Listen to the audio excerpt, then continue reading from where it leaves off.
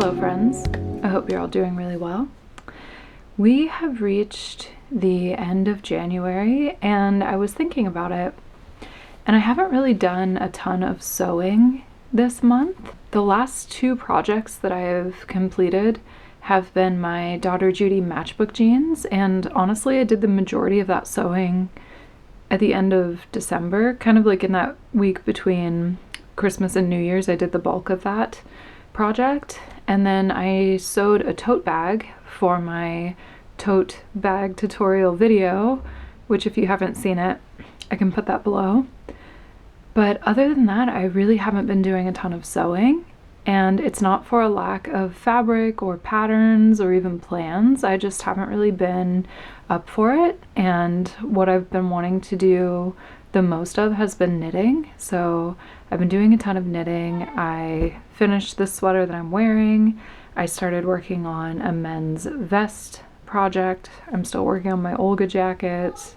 I have socks in progress. I've been doing a ton of knitting, and I think that's suitable. It's appropriate for the time of year. We want to be cozy and like bundled up on the couch and working on our knitting projects. But I do have fabric that I want to be sewing up, and I do have patterns that are ready to be, made.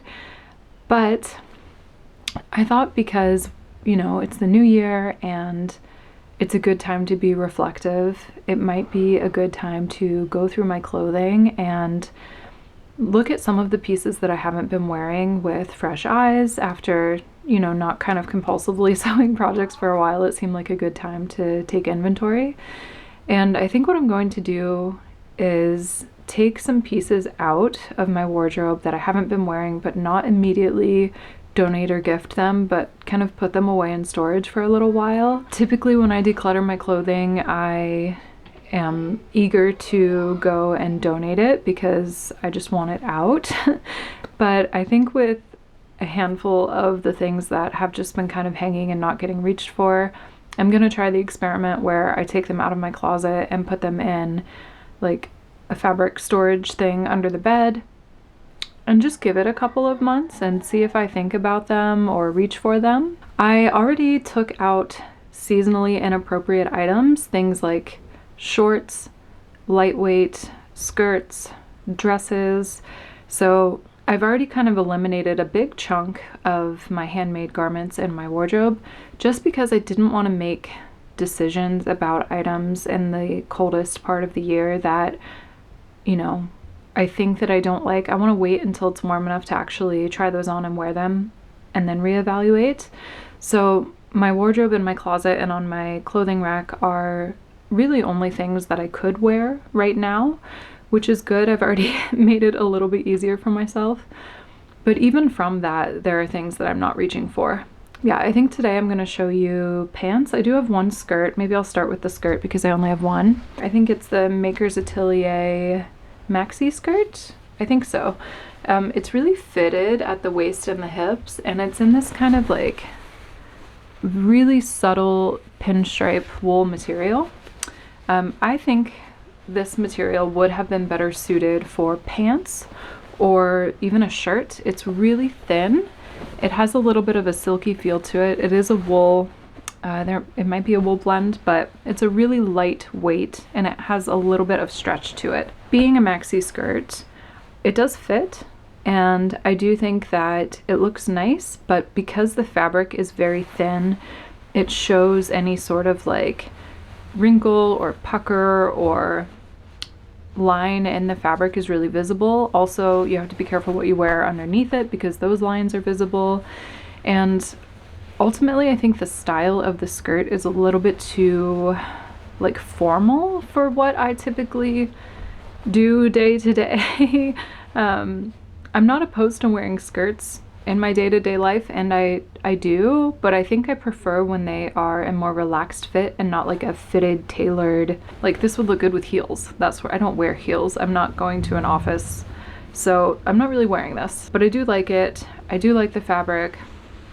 It might be on a formality level that is not in my day-to-day, but I don't know if I'm ready to get rid of it yet. So this one's going to be put away for a while. Also, it's cold. I'm not going to wear this, even though it is a wool, it's really thin. So I think I'm gonna wait until like spring. Maybe it would be cute even with a t-shirt. I could play with dressing it down a little bit, but right now there's no reason to have it hanging in my closet.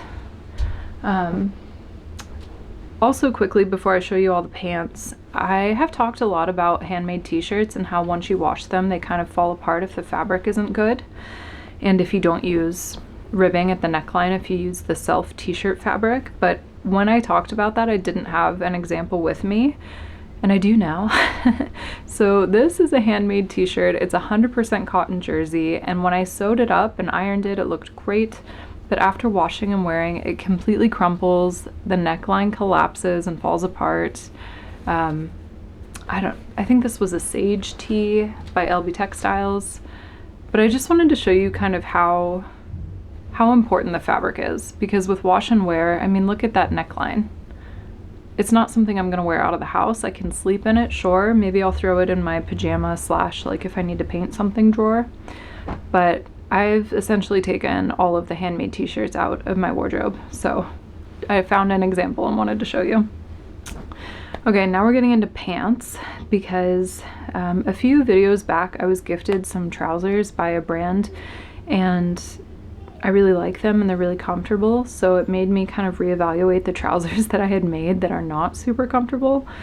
First up, this was a simplicity pattern that I didn't really understand the sizing, and they're like a black twill, like a synthetic cotton blend twill, but the pockets are laughably small. Like I can't even fit my whole hand in the pocket. They're really tight. The fabric doesn't really give at all. They're not comfortable. I'm not wearing them. Also, again, the formality level is lower in my day-to-day existence than something like this. And honestly, they're just a little bit too tight, in particular around the waist. I kind of have to suck in a little bit, and that's not what I'm trying to do these days. So I'm pretty certain I'm going to get rid of these, but I'm going to put them in temporary holding just because that's what I'm doing at the moment. Next up, these are my Vicky Sews Adeline trousers. These are made out of a synthetic suiting that I got at Joann, RIP. They're a pleated trouser and the waistband is really tight.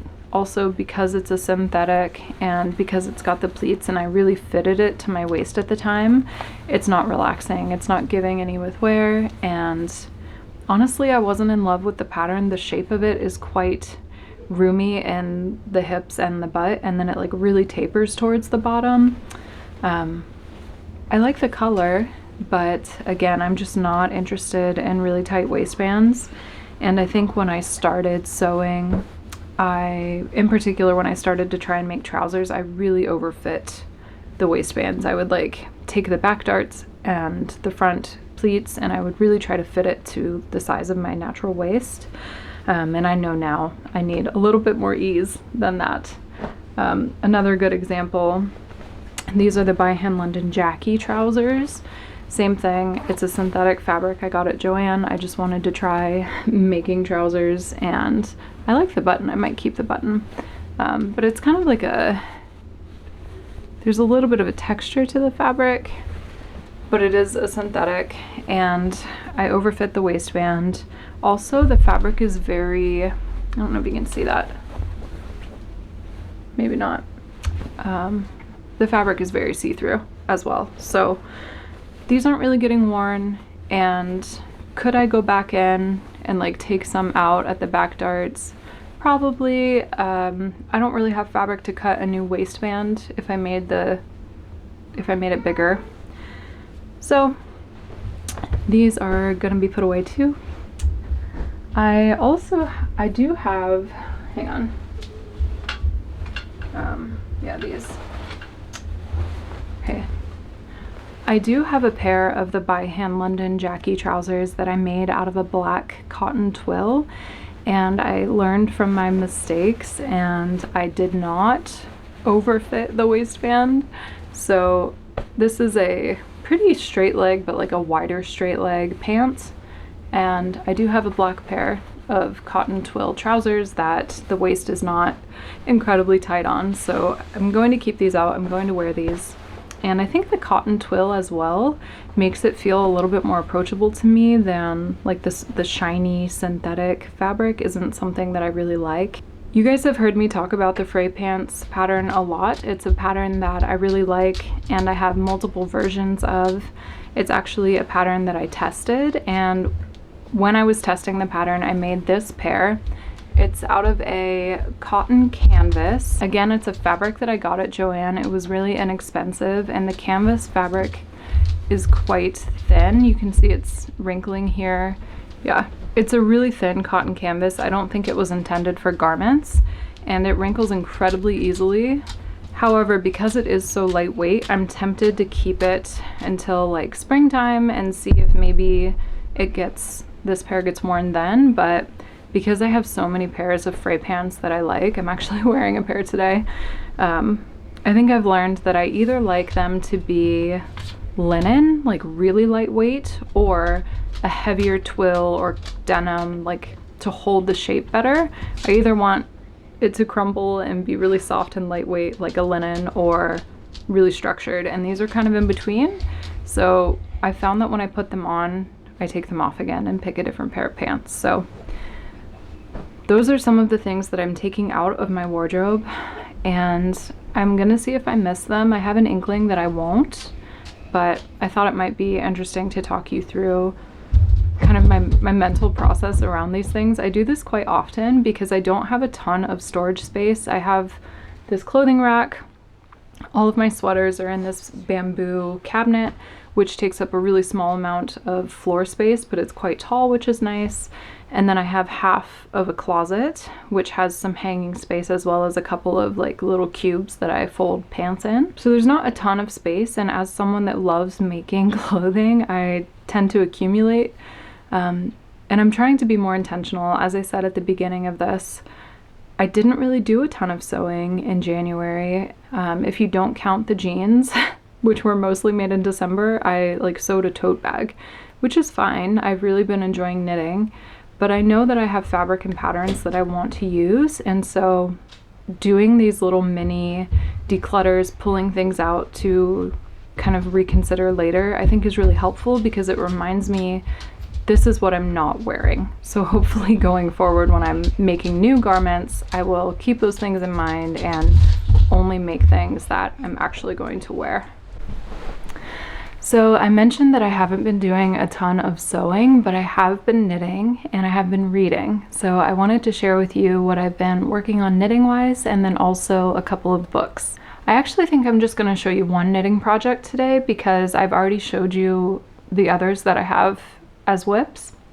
But this one I started pretty recently and I've made a good bit of progress on. You may have seen over on my Instagram that I am working on a vest.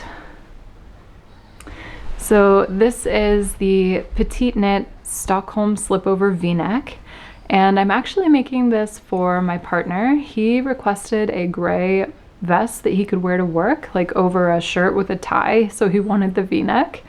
And I initially found a free men's pattern, I think it was by Karen, and I was going to use that. However, upon looking at the instructions more closely, everything was knit flat and then seamed together, like sewn together, and I didn't want to do that. So I looked through the Stockholm Slipover V-neck on Ravelry, and I did see a couple of people had made this for a man and it looked fine. So I'm hoping it will be fine.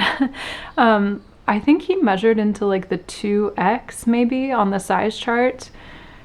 He's quite tall and like broad-shouldered, so because of that, I'm actually gonna make the 3X, I think is what I chose, the 7th of the 9 sizes available. I'm making the 7th one. And that's because I had to go down a needle size with this yarn to get a fabric that I liked. I'm using, this yarn is Cascade 220 in the Heather Gray. It's really soft and it's easy to work with, and I think he's going to like the feel of this fabric. It's definitely not a rustic yarn. It feels like a soft, you know, commercially produced yarn, and I think that's what he would want.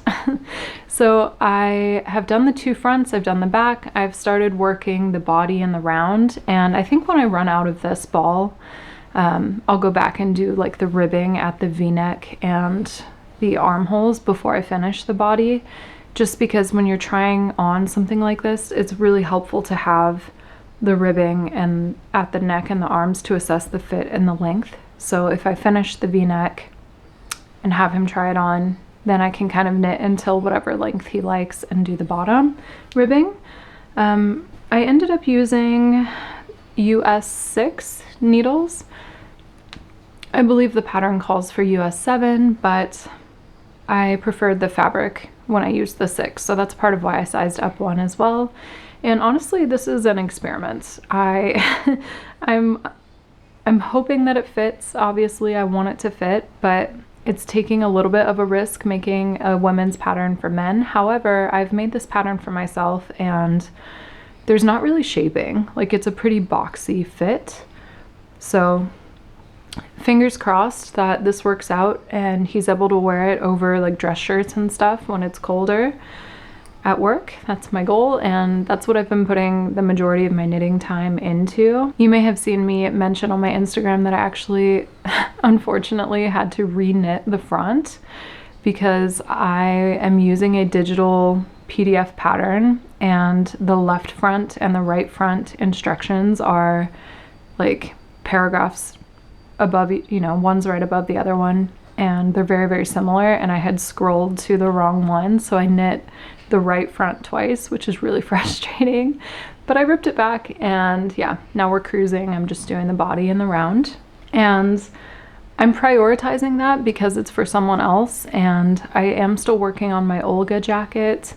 I did just finish this sweater for myself. This is the Winter's Pullover by Ozetta, so I feel like having finished a big project for myself, I should prioritize finishing that best and then go ahead and work on my Olga jacket again, as well as my other works in progress. But I want to briefly talk about books. I have a book that I've just finished, and a couple that I'm starting, and one that I've like been working on for a while. So I guess I'll start with that one.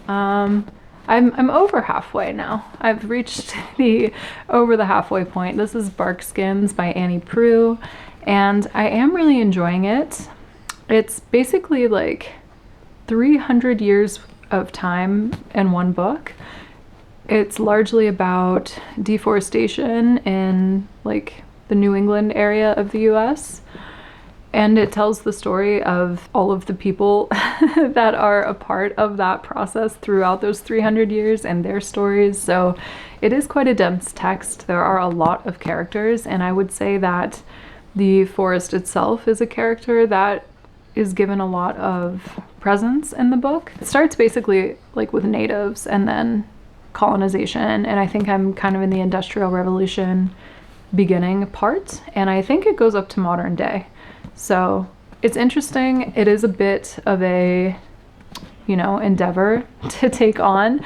I will admit I was really hooked in the beginning. There was a little bit of a lull, and now I'm getting more interested again. And I think part of that is because I listened to an interview with the author talking about her time living in this part of the country and talking about the writing process and the importance of the story to her, and hearing her talk about her writing reinvigorated my interest in reading the book. So maybe that's like cheating a little bit, but I'm glad that I did that. I'm glad I took the time to listen. I think it was like an hour-long interview or something, because it really did make me want to like get through it. So I'm still working on that one. But when I was feeling a little bit stuck with that one, I picked up a short book, which is something that I like to do. If I'm feeling stuck on a bigger one, I'll set it down and read a short book. This took me like 2 days to read. It's tiny. I think it's less than 100 pages.